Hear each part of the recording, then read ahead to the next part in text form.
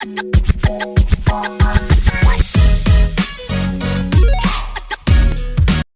hour later.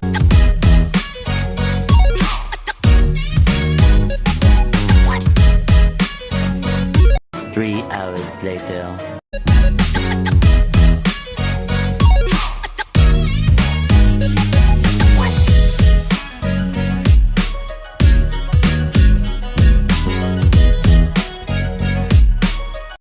$2,000 later.